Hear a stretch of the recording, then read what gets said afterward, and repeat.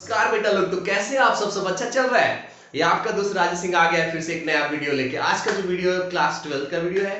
Class 12 में आप लोग को जैसा कि पता है कि हम लोग चैप्टर 2 का सीरीज कर रहे हैं और चैप्टर 2 में कैपेसिटर का सीरीज हमारा चल रहा है। तो ये कैपेसिटर का सीरीज में लेके आया हूं। कैपेसिटर में मैंने कैपेसिटर का 2 पार्ट मैंने अपलोड कर लिया है। कैपेसिटर का ये तीसरा पार्ट लेके मैं आया हूं कि कैपेसिटर का ये जो तीसरा पार्ट है कुछ ज्यादा ही इंटरेस्टिंग है और ज्यादा ही इंपॉर्टेंट है। तो ये तीसरा पार्ट जो कैपेसिटर का वो है कॉम्बिनेशन ऑफ कैपेसिटर्स। मतलब हमारे पास अगर दो कैपेसिटर है या दो से ज्यादा कैपेसिटर्स हैं तो उनको हम किस तरह से कंबाइन कर सकते हैं। कॉम्बिनेशन ऑफ द कैपेसिटर का मतलब उनको किस तरीके से उनको कंबाइन हम लोग कर सकते हैं। और कॉम्बिनेशन अगर हो जाए तो उनका इक्विवेलेंट कैपेसिटेंस हम कैसे निकालते हैं, जिसको हम इफेक्टिव कैपेसिटेंस भी बोलते हैं। तो बेसिकली हम लोग जो कॉम्बिनेशन ऑफ कैपेसिटर है वो दो तरह का कॉम्बिनेशन हम लोग पढ़ते हैं। First one is the series combination and the second one is the parallel combination. तो सीरीज कॉम्बिनेशन क्या होता है एंड पैरेलल कॉम्बिनेशन क्या होता है, उसका इफेक्टिव इक्विवेलेंट हम कैसे मींस इक्विवेलेंट कैपेसिटेंस हम कैसे निकालते हैं, जिसे हम इफेक्टिव कैपेसिटेंस भी बोलते हैं, हम कैसे निकालते हैं, कैसे फॉर्मूला उसका डिराइव होगा, सब कुछ अभी हम लोग डिस्कस करते हैं। तो अगर नए हो तो सब्सक्राइब करो, पुराने हो तो लाइक करो, जो करना है करो, बट पढ़ाई जरूर करो। ठीक है दोस्तों, तो चलिए स्टार्ट करते हैं बिना किसी देरी के। हमारा टॉपिक है कॉम्बिनेशन ऑफ कैपेसिटर। तो फर्स्ट कॉम्बिनेशन हमारा है series combination. First combination is series combination. First combination is series combination. तो चलिए देखते हैं सीरीज कॉम्बिनेशन होता क्या है। तो सीरीज कॉम्बिनेशन का मतलब होता है कि हमारे पास मान लेते हैं तीन कैपेसिटर्स हैं। We are having three capacitors, parallel plate capacitor. So capacitor number 1 जिसका कैपेसिटेंस C1 है, कैपेसिटर नंबर 2 जिसका कैपेसिटेंस C2 है, एंड द कैपेसिटर नंबर 3 जिसका कैपेसिटेंस C3 है। अब देखो बेटा इसका क्या है, इस कैपेसिटेंस का ये देखो प्लस, ये प्लेट माइनस, ये वाला प्लस, ये प्लेट माइनस, ये वाला प्लस, ये प्लेट माइनस।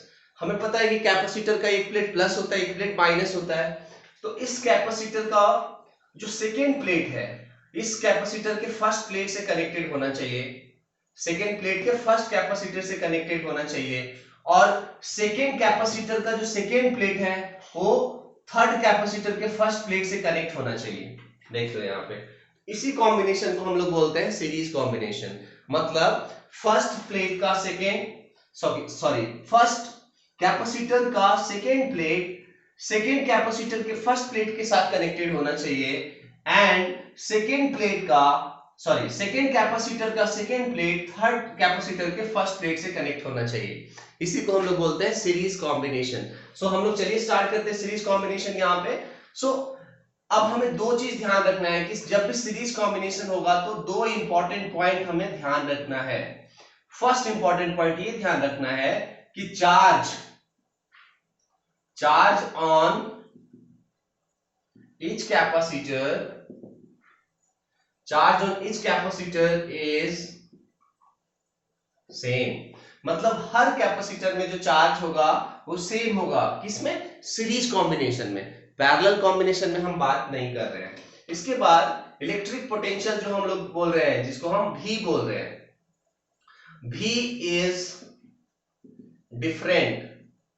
V जो होगा वो डिफरेंट होगा।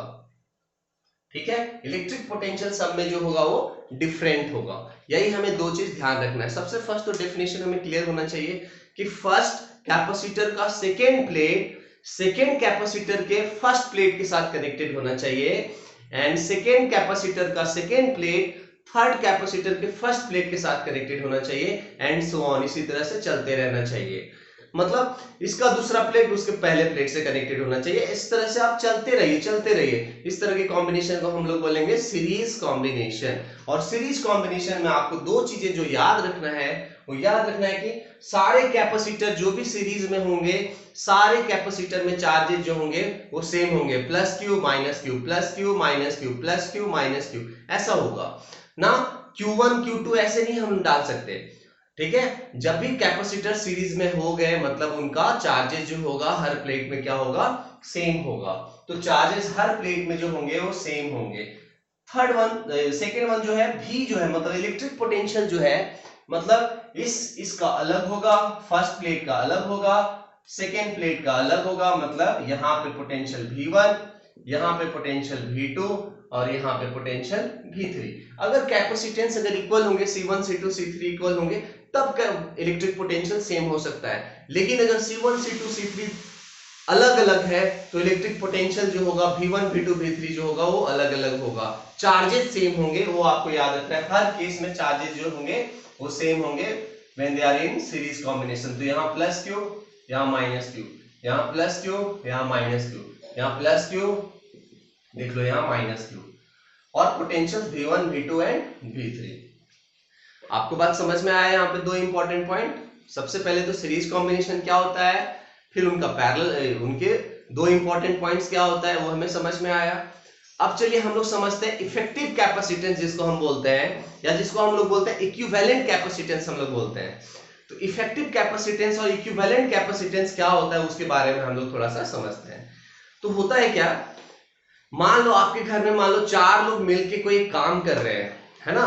4 पर्सन हैं, 4 लोग हैं मिलके एक काम कर रहे हैं। अब उन चारों को हटा करके एक सिंगल बंदा उनके जगह पे जो काम करेगा उस बंदे को बोलेंगे उनका इक्विवेलेंट। इसका मतलब इक्विवेलेंट कैपेसिटेंस का मतलब क्या हो गया, मान लीजिए 3 कैपेसिटर किसी एक सर्किट में है, इन तीनों कैपेसिटर के बदले सिर्फ आप एक कैपेसिटर लगाना चाहते हो बिना किसी डिस्टरबेंस के, मतलब पहले जैसे काम चल रहा था अभी भी वैसे काम चलना चाहिए।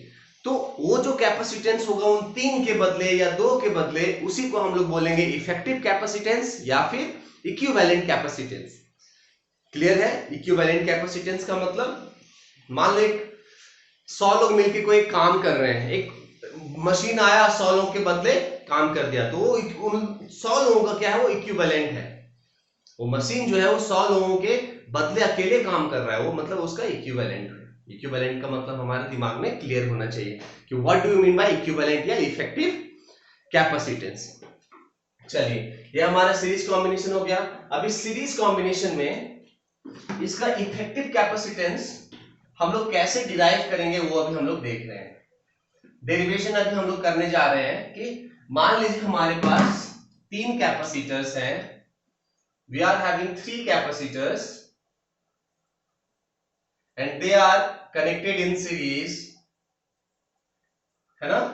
they are connected in series और उनको एक एक्सटर्नल सोर्स ऑफ बैटरी से कनेक्ट कर दिया गया जिसका पोटेंशियल V है। इस कैपेसिटर का कैपेसिटेंस C1 है, इसका C2 है और इसका C3 है। कैपेसिटेंस जो है वो सीरीज में है।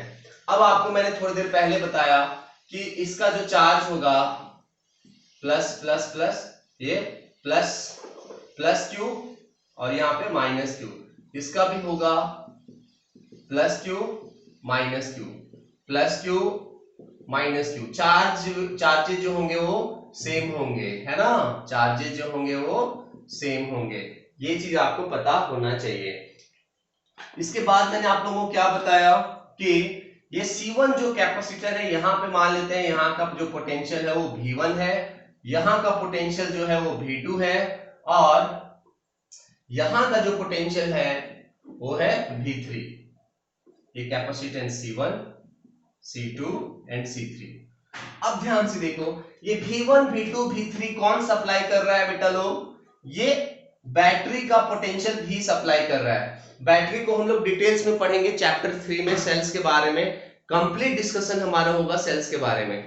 तो इस V को अगर हम ध्यान से देखते हैं तो इसी V, ये जो V है वही V1 and V2 and V3 को सप्लाई कर रहा है। इसका मतलब V1 plus V2 plus V3 अगर हम करेंगे, V1 plus V2 plus V3 अगर हम करेंगे तो हमें V मिल जाना चाहिए, V हमें मिल जाना चाहिए। अब एक सिंपल सा हमें फॉर्मूला पता है, क्या फॉर्मूला पता है, Q इक्वल टू होता है CV। So V equal to क्या होगा, Q बाय C। तो V1 इक्वल टू क्या होगा, Q by C1। V2 equal to क्या होगा, Q by C2 and V3 equal to क्या होगा, Q बाय C3। देखिए सब कुछ हमें पता चल गया। तो V के जगह पे मैं लिखूंगा Q बाय C इक्विवेलेंट, मतलब इन तीनों के बदले अगर एक मैं कैपेसिटर डालता उसका क्या होता voltage, Q by C equivalent. और यहाँ V1 की जगह पे मैं क्या डालूंगा, Q बाय C1। V2 की जगह पे मैं क्या डालूंगा, Q बाय C2। V3 की जगह पे मैं क्या डालूंगा, Q बाय C3।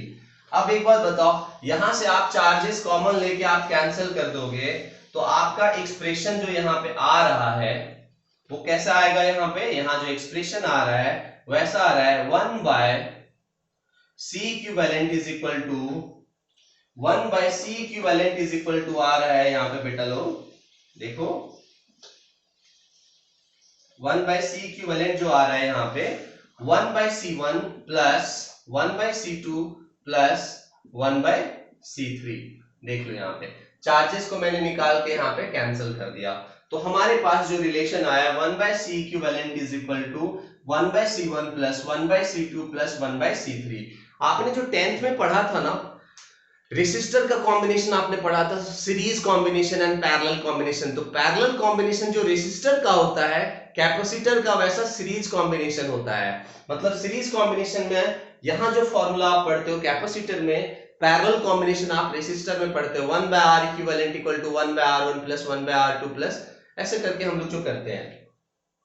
तो ये हमारा क्लियर हो गया। देख लो ध्यान से सब लोग, हमने क्या किया, कैपेसिटर्स को मैंने एक बैटरी से कनेक्ट कर दिया। ये कैपेसिटर क्या करेगा, सारे जो कैपेसिटर्स हैं इनको चार्ज करेगा, तो सबको चार्ज इक्वल देगा। यहाँ पे भी Q plus Q minus Q plus Q minus Q plus Q minus Q and सब में पोटेंशियल देगा, इसको V1 इसको V2 इसको V3। अब ये तीनों पोटेंशियल ऐड करने से आपको टोटल पोटेंशियल मिलना चाहिए कि बैटरी का कितना टोटल पोटेंशियल है। So V equal to V1 plus V2 plus V3। अब V की जगह पे मैं क्या लिखूंगा, इन तीनों कैपेसिटर के बदले सिर्फ एक कैपेसिटर अगर होगा जिसको अगर हम C इक्विवेलेंट बोलेंगे और ये बैटरी का पोटेंशियल भी अगर अप्लाई होगा तो उसमें कितना पोटेंशियल होगा, Q by C equivalent is equal to Q by C1 plus Q by C2 plus Q by C3। Q cancel हो गया, यहाँ पे ये फॉर्मूला आ गया। अगर इसको हम जनरलाइज कर देते हैं बेटा लोग, अगर हम इसको जनरलाइज कर देते हैं, जनरलाइज इन द सेंस कि बेटा ये 3 का था, 3 का था, ये 4 भी हो सकता है, 5 भी हो सकता है, 6 भी हो सकता है। तो अगर हम n नंबर ऑफ कैपेसिटर्स के लिए हम कर रहे हैं, अगर हम फॉर्मूला लिख रहे हैं तो सीरीज कॉम्बिनेशन में क्या होगा 1 by C1 plus 1 by C2 plus 1 by C3 ऐसे चलता रहेगा 1 बाय Cn तक। देख लो ये हमारा C इक्विवेलेंट आ गया, किसमें, इन सीरीज कॉम्बिनेशन। ये जो स्पेशल फॉर्मूला है वो सिर्फ सीरीज के लिए है, सीरीज कॉम्बिनेशन, सीरीज कॉम्बिनेशन के लिए सिर्फ ये फॉर्मूला है। अब एक बात बताओ, सिर्फ हमारे पास सिर्फ 2 कैपेसिटर्स होंगे सीरीज में, तो मान लो सिर्फ हमारे पास 2 कैपेसिटर्स हैं सीरीज में ऐसे, एक यहाँ पे C1 एक यहाँ पे C2, तो इनका C इक्विवेलेंट कैसे निकालेंगे, तो यहाँ फिर से फॉर्मूला डालेंगे 1 by C equivalent equal to 1 by C1 plus 1 by C2। अब इसको थोड़ा सा सॉल्व कर लो, क्योंकि आपको 2 का ज्यादा बार यूज होता है, तो यहाँ आगे C1 C2, यहाँ पे आगे C2 प्लस C1, है ना। आपको C इक्विवेलेंट चाहिए, कुछ लोग यही निकाल के छोड़ देते हैं, बस आपको चाहिए C इक्विवेलेंट, तो आप लिखोगे C1 C2 by C1 plus C2। तो याद रखना आप लोग, ये जनरली सबसे ज्यादा बार यूज होता है कि अगर हमारे पास सिर्फ 2 कैपेसिटर है तो उनका C इक्विवेलेंट जो होगा वो होगा C1 C2 by C1 plus C2। ये होगा C equivalent of 2 capacitors, C1 C2 by C1 plus C2। ये देख लो यहाँ पे। इसके बाद ये हो गया हमारा, यहाँ पे और भी चीज हमें करना है। मान लो बेटा हमारे पास मतलब C1 इक्वल टू, मान लो C2 इक्वल टू C3 है, मान लो ये C है, तीनों सेम है बेटा, इक्वल कैपेसिटर्स हैं, इक्वल कैपेसिटेंस वाले कैपेसिटर्स हैं, इनको हम सीरीज में कनेक्ट कर दिए। ऐसा होता है हमारा सीरीज कॉम्बिनेशन, देख लो ये C और ये C, है ना। अब इनका हमें C इक्विवेलेंट निकालना है, तो फिर से लिखेंगे formula 1 by C equivalent equal to 1 by C1 plus 1 by C2 plus 1 by C3। So बताओ 1 बाय C इक्विवेलेंट हमें चाहिए, so 1 by C plus 1 by C plus 1 by C। इसको ध्यान से देखो, यहाँ पे क्या हो रहा है, तो बेटा ये हो गया 1 by C equivalent equal to हो गया 3 बाय सी, तो सी इक्विवेलेंट क्या हो गया यहाँ पे c बाय 3। हाँ, इसका मतलब क्या हुआ, इक्वल कैपेसिटर्स अगर होंगे, इक्वल कैपेसिटेंस वाले कैपेसिटर्स होंगे, तो इनका सी इक्विवेलेंट निकालने के लिए आपको छोटा सा बस दिमाग लगाना है कि कितना हर इंडिविजुअल का है और कितने नंबर में कैपेसिटर है। अगर मान लो 3 है तो C इक्विवेलेंट हो गया C बाई 3, अगर 5 है तो C बाई 5, 2 है तो C बाई 2, 5 है तो C बाई 5। आ रहा है बात समझ में? इक्वल कैपेसिटर्स अगर सीरीज में कनेक्टेड होंगे तो उनका इक्विवेलेंट कैपेसिटेंस निकालने के लिए आपको क्या करना है, C बाय नंबर। तो बताओ, अगर मैं इसको जनरलाइज कर देता हूं, ये बहुत इंपॉर्टेंट कॉन्सेप्ट है, अगर मैं इसको जनरलाइज कर देता हूं C इक्विवेलेंट इक्वल टू, तो आप बोलोगे C बाय n, है ना। इक्वल कैपेसिटेंस अगर होंगे तो यहां लिख देता हूं n equal capacitors are connected in series. Equal capacitors अगर सीरीज में कनेक्टेड होंगे तो C इक्विवेलेंट होगा C बाय n। जैसे एग्जांपल दे रहा हूं, मान लो कि C1 equal to C2 equal to C3 equal to, मान लो कि यहाँ पे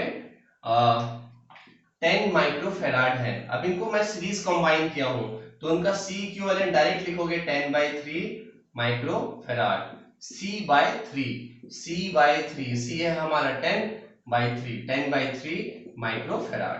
देख लो यहाँ पे, तो जितना नंबर होगा उस नंबर से आपको डिवाइड करना पड़ेगा, ठीक है। ये चीज आपको समझ में आना चाहिए। अब एक नेक्स्ट इंपॉर्टेंट पॉइंट आपको यहाँ और क्या समझ में आना चाहिए कि बेटा अगर मान लेते हैं कि C1 है आपका 2 माइक्रोफेराड, C2 है 4 माइक्रोफेराड और C3 जो है वो भी मान लेते हैं 4 माइक्रोफेराड, 3 है यहाँ पे। अब इनका C इक्विवेलेंट हमें निकालना है, तो 1 बाय C इक्विवेलेंट हम निकाल रहे हैं बेटा। देखो 1 by 2 plus 1 by 4 plus 1 by 4, इसको हमें सॉल्व करना है। तो एलसीएम कितना आएगा, 4 यहाँ 2 यहाँ 1 यहाँ 1, तो कितना आ गया 4 बाई 4 विच इज 1। तो एक बार बताओ यहाँ पे C इक्विवेलेंट कितना आया, 1 माइक्रोफेराड। देख लो यहाँ पे 1 माइक्रोफेराड, ठीक है। अब ये 1 माइक्रोफेराड जो आया, ये देखो ये 1 माइक्रोफेराड जो आया, ये C1 से भी छोटा है, C2 से भी छोटा है और C3 से भी छोटा है। इसका मतलब जो हमें C इक्विवेलेंट मिलता है वो मैक्सिमम मिलता है कि मिनिमम मिलता है। तो आपको याद रखना है कि सीरीज कॉम्बिनेशन में हमें जो C इक्विवेलेंट मिलता है वो हमें मिनिमम मिलता है, मिनिमम, ठीक है, याद रखना। C इक्विवेलेंट जो होगा हमारा सीरीज कॉम्बिनेशन में वो मिनिमम होगा। मैक्सिमम कहां होगा, पैरेलल कॉम्बिनेशन में। हम लोग पैरेलल कॉम्बिनेशन देखेंगे। आप लोग क्वेश्चन का फिक्र मत करना कि क्वेश्चंस कैसे करेंगे, अभी बस आप कॉन्सेप्ट सीख लो। क्वेश्चंस करने के लिए स्पेशली बस क्वेश्चन का वीडियो होगा जिसमें हम लोग सीबीएसई के क्वेश्चंस करेंगे, नीट और जेईई के भी क्वेश्चंस करेंगे, ठीक है। तो ये हमारा सीरीज कॉम्बिनेशन हो गया। अब हमारा टॉपिक है parallel combination. Topic is parallel combination. Topic is parallel combination. अभी पैरेलल कॉम्बिनेशन क्या होता है पहले हम समझेंगे। उस टाइम क्या था बेटा, फर्स्ट कैपेसिटर का सेकेंड प्लेट दूसरे कैपेसिटर के पहले प्लेट से कनेक्टेड था और चल रहा था ऐसे ही। यहां पे क्या होगा, पैरेलल कॉम्बिनेशन का मतलब है कि एक कैपेसिटर ऐसे है बेटा, एक कैपेसिटर ऐसे है और एक कैपेसिटर ऐसे है। देखो यहाँ पे थोड़ा सा इसको डिजाइन कर देते हैं हम लोग ऐसे।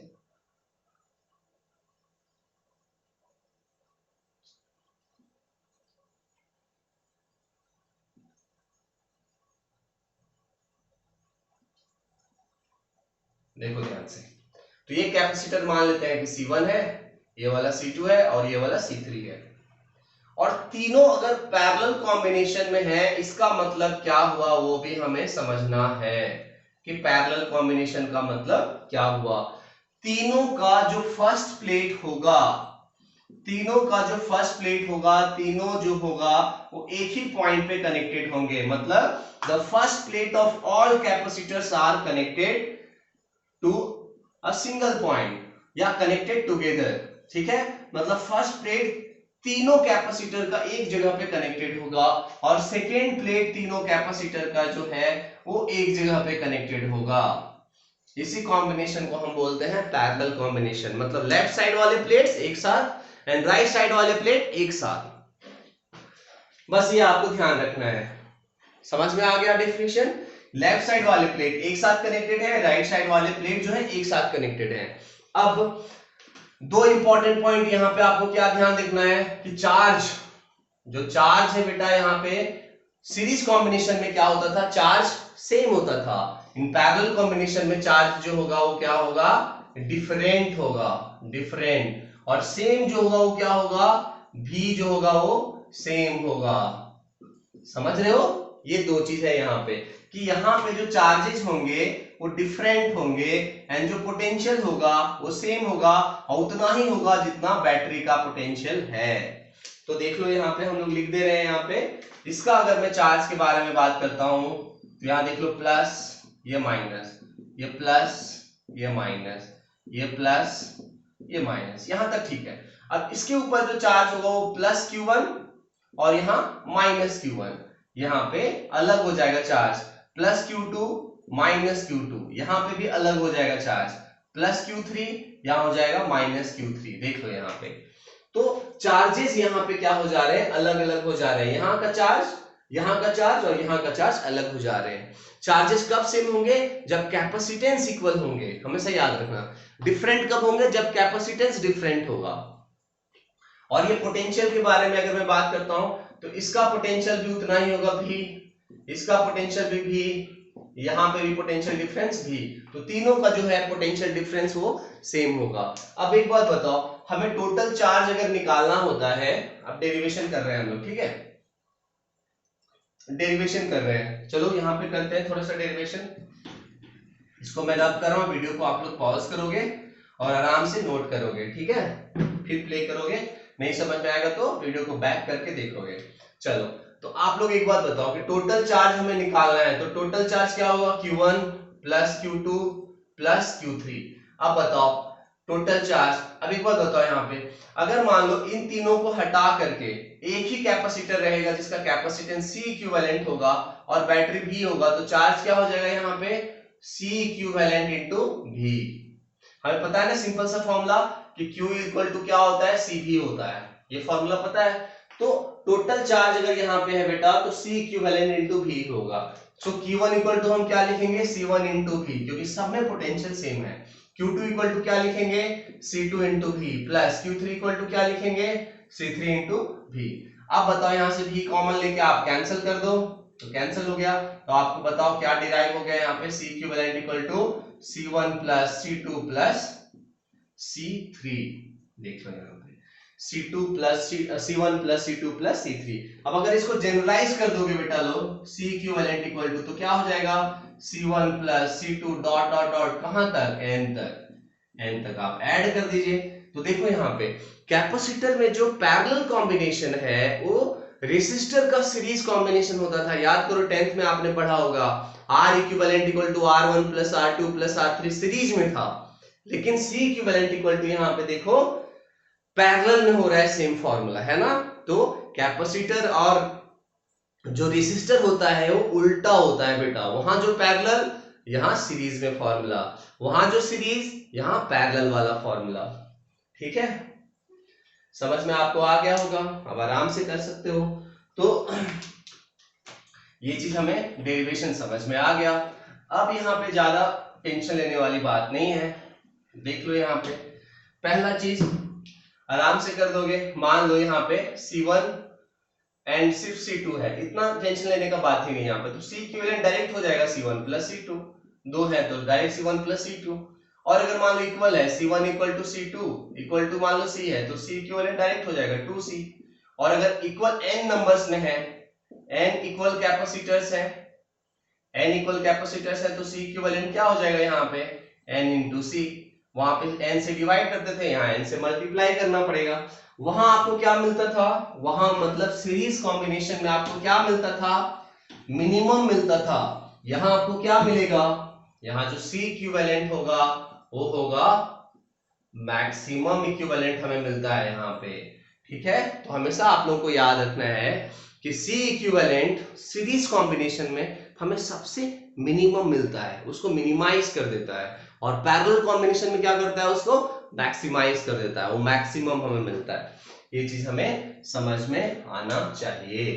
तो ये हमारा हो गया parallel combination and series combination. आप लोग क्वेश्चन का फिक्र मत करना, एनसीईआरटी क्वेश्चंस करेंगे, एग्जांपल क्वेश्चंस करेंगे, सब करेंगे, और सीबीएसई क्वेश्चंस भी करेंगे, नीट और जेईई वाले भी क्वेश्चंस करेंगे, बट आपको पेशेंस रखना है। ठीक है, और अगर नए हो तो सब्सक्राइब करो मेरी वीडियो को, बार बार देखने के लिए जो बेल आइकन होता है उसको भी आप प्रेस करो, ताकि हमारे जो वीडियो जाएंगे आपको पता चल जाए कि मेरा वीडियो है, फटाफट से आप जाके देखोगे। तो अब जो हमारा टॉपिक है वो है, topic is energy stored in a capacitor. ये टॉपिक है हमारा। Topic is, the last topic of this chapter is energy stored in a capacitor. कि किसी कैपेसिटर में कितना एनर्जी स्टोर्ड होता है उसके बारे में अभी हम लोग देखते हैं, कितना एनर्जी स्टोर्ड होता है। तो देख लो बेटा, यहाँ पे सिंपल सा मान लेते हैं, यहाँ पे पैरेलल प्लेट कैपेसिटर है ऐसे। अब इस पैरेलल प्लेट कैपेसिटर में क्या हो रहा है, सेपरेशन मान लेते हैं डी है। तो शुरू में तो बेटा क्या हो रहा है, यहाँ पे चार्जेस तो है नहीं, तो मान लो इसके पास छोटा सा चार्ज यहाँ पे है, मान लेते हैं।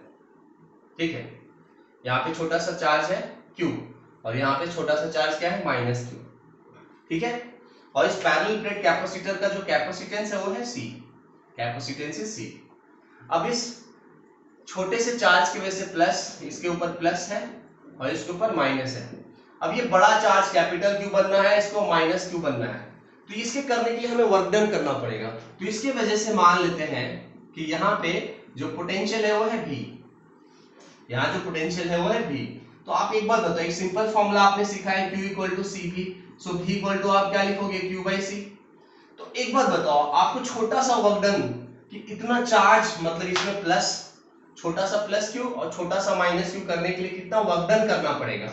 सो this work done is equal to what, work done equal to हम क्या लिखेंगे, V into dQ। V into dQ, dQ छोटे छोटे छोटे चार्जेस हम ले गए होंगे। अब बताइए छोटा सा वर्क डन हम निकाल रहे हैं, सो dW इक्वल टू क्या होगा, V के जगह पे आप क्या डालोगे, देख लो यहाँ पे Q बाई C, तो V के जगह पे आपने डाल दिया Q बाई C और यहाँ पे dQ। अब आप क्या करोगे, आप इंटीग्रेट करोगे यहाँ पे। ठीक है, सो dW का इंटीग्रेशन, टोटल वर्क डन आपको निकालना है, छोटा सा वर्क डन हो गया, टोटल वर्क डन जो होगा वही तो होगा ना, एनर्जी। एनर्जी का मतलब होता क्या है, वर्क डन। तो टोटल वर्क डन निकालने के लिए हम इसको इंटीग्रेट करेंगे, इंटीग्रेशन यहाँ पे हो रहा है, और देखो यहाँ पे 1/c को बाहर निकालेंगे क्योंकि वो कांस्टेंट है, तो इंटीग्रेट आप किसको करोगे, Q dQ को। तो आपने इंटीग्रेशन में सीखा है x dx is equal to क्या, x²/2 आपने सीखा है। उसी तरह से Q dQ का इंटीग्रेशन क्या हो जाएगा, आप खुद बता दो, इंटीग्रेशन ऑफ dW जो है ये टोटल वर्क डन आपको दे दिया। यहाँ देख लो आप क्या करोगे, यहाँ पे कहां से कहां इंटीग्रेट करोगे बेटा, शुरू में 0 चार्ज था, फाइनल में कैपिटल Q हो गया। अब ये 1/c बाहर रहेगा इंटीग्रेशन से, इसका इंटीग्रेशन हो गया Q²/2। अब लिमिट डाल दो यहाँ पे 0 और ये कैपिटल Q। अब इसको आपने पूरा सॉल्व करना है, अपर लिमिट आप डालोगे, कैसे डालते हैं अपर लिमिट हमें पता है, ये जो वेरिएबल है उसकी जगह पे कैपिटल Q डाल देते हैं, कैपिटल Q का स्क्वायर बाई 2 माइनस 0²/2। अब इसको आप पूरा सॉल्व कर दोगे तो वर्क डन इक्वल टू आ गया यहाँ पे Q²/2C। देख लो यहाँ पे ये जो वर्क डन है यही तो पोटेंशियल एनर्जी है, यही तो energy stored in the capacitor है। मतलब कोई भी एक कैपेसिटर अगर चार्ज होगा, मतलब उसको बैटरी से अगर हम कनेक्ट करेंगे तो चार्ज हो जाएगा, तो चार्ज होने के बाद उसके पास कितना एनर्जी स्टोर्ड होगा वो हम यहाँ पे कर सकते हैं। तो एनर्जी स्टोर्ड क्या होगा, Q²/2C। अब एक बार बताओ यहाँ पे क्या हो रहा है, Q²/2C। So W equal to हमारे पास आ गया Q²/2C। अब एक बार बताओ, इसी को तो हम पोटेंशियल एनर्जी बोलेंगे ना, work done is potential energy, so Q²/2C यही एनर्जी स्टोर्ड का फॉर्मूला है। अब एक बार बताओ Q इक्वल टू क्या होता है बेटा, CV। अब इस Q की जगह पे यहाँ पे Q का वैल्यू हम लोग पुट कर देंगे, तो नेक्स्ट एक और फॉर्मूला हमें मिल जाएगा, यहाँ मिल गया CV का होल स्क्वायर बाय 2C। इसको आप सॉल्व करोगे तो आएगा हाफ सी बी स्क्वायर।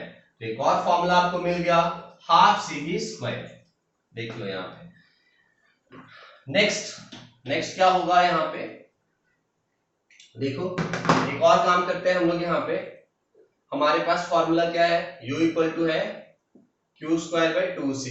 अब हमें पता है कि q इक्वल टू होता है सी बी, तो बताओ c इक्वल टू हम क्या डालेंगे, q बाई v यहाँ पे डाल देंगे। तो एक और फॉर्मूला आ जाएगा क्यू स्क्वायर बाई 2 c के जगह पे हम डाल देंगे q बाई v। ये v ऊपर चला गया, एक q से एक q कैंसिल, तो हमारे पास आ गया एक और formula half q v।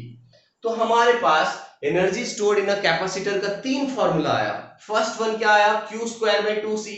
Second वाला क्या आया, second one is half C B square, वो सबसे ज्यादा यूज होता है half C B square. And the third one is half Q V, ये आ गया। तो ये तीनों फॉर्मूला आपको याद होना चाहिए क्योंकि एनर्जी से रिलेटेड आपको क्वेश्चंस आते हैं। तो ये तीनों फॉर्मूला आप एक बॉक्स में लिख के बंद कर दो ताकि भाग ना पाए। So energy stored is half, ऐसे ये वाला सीखे आप। दूसरा क्या सीखे, हाफ सी बी स्क्वायर। तीसरा क्या सीखे, हाफ क्यू बी। सबसे ज्यादा ये वाला यूज होता है।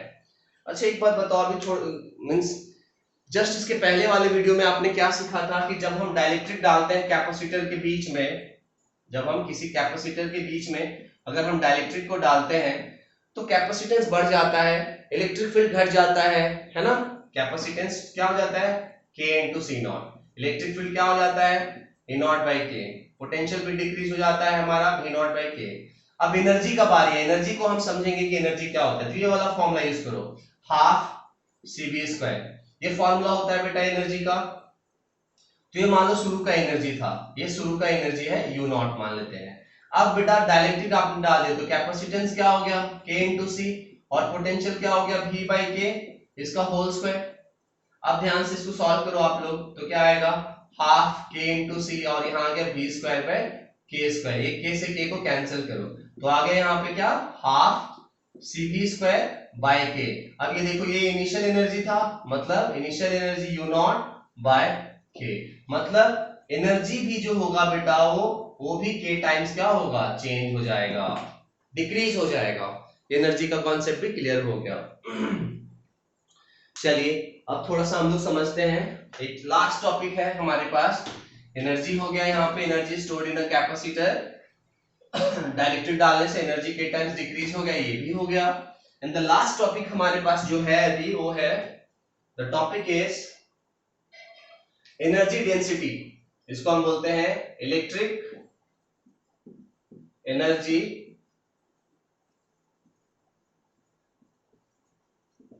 डेंसिटी। इसको हम डिनोट करते हैं म्यू ई से। इसको हम देखते हैं क्या होता है। एनर्जी डेंसिटी को हम डिफाइन करते हैं एनर्जी पर यूनिट वॉल्यूम से। अब बताओ पैरेलल प्लेट कैपेसिटर का एनर्जी का फॉर्मूला क्या होता है, हाफ CV स्क्वायर, और वॉल्यूम क्या होता है, एरिया इनटू डिस्टेंस। ये निकाल देंगे, हमारे एनर्जी डेंसिटी का फॉर्मूला आ जाएगा। तो एक बात बताओ, हाफ C क्या होता है पैरेलल प्लेट कैपेसिटर का, epsilon naught A by D, और V क्या होता है इलेक्ट्रिक फील्ड इनटू डिस्टेंस, और इसका होल स्क्वायर है। यहाँ पे क्या है, एरिया इनटू डिस्टेंस। अब ध्यान से इसको हम सॉल्व करते हैं थोड़ा सा।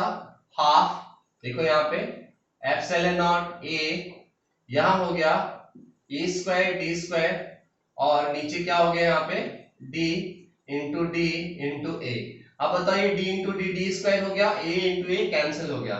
तो हमारे पास जो फॉर्मूला के लिए हम तड़प रहे थे बेटा एनर्जी डेंसिटी का, वो आ गया यहाँ पे, क्या आया, हाफ एप्सिलॉन नॉट E का स्क्वायर। देख लो यहाँ पे जब हम फोर्थ चैप्टर पढ़ेंगे वहां हम मैग्नेटिक एनर्जी डेंसिटी भी करेंगे, वहां पे हम लोग देखेंगे कि इलेक्ट्रिक एनर्जी डेंसिटी और मैग्नेटिक एनर्जी डेंसिटी का कहां पे यूज है। तो चैप्टर नंबर 8 में हम लोग सीखेंगे इसका कहां पे यूज है, जहां इलेक्ट्रोमैग्नेटिक वेव्स हम लोग पढ़ेंगे। ठीक है, जहां इलेक्ट्रिक फील्ड होता है वहां इलेक्ट्रिक एनर्जी डेंसिटी होता है, जहां मैग्नेटिक फील्ड होता है वहां मैग्नेटिक एनर्जी डेंसिटी होता है। तो ये चैप्टर का समाप्ति होता है यहाँ पे, the end of the chapter होता है यहाँ पे। तो जब भी हमारा चैप्टर खत्म होता है तो हम लोग ताली मारते हैं, तो आप लोग भी सेलिब्रेट करो, आपका चैप्टर नंबर 2 खत्म हो गया, कैपेसिटर खत्म हो गया। अब हमारा जो टाइम आता है वो क्वेश्चन करने का टाइम आता है। तो हम लोग अब सिर्फ प्रॉब्लम्स करेंगे कि चैप्टर 2 से कितना सीबीएसई में क्वेश्चंस आया हुआ है या जेईई और नीट में कैसे कैसे क्वेश्चंस आए हुए हैं। तो हम लोग नेक्स्ट वीडियो में जब मिलेंगे इस चैप्टर के, तो क्वेश्चंस वाले वीडियो में मिलेंगे, नहीं तो हम नेक्स्ट वीडियो में चैप्टर 3 स्टार्ट करते हुए मिलेंगे। ठीक है, तो तब तक के लिए आप अच्छे से रहो अपने घर पे, कोविड चल रहा है, बाहर ज्यादा मत घूमो आप लोग। तो हम लोग मिलते हैं नेक्स्ट वीडियो में दोस्तों, नमस्कार।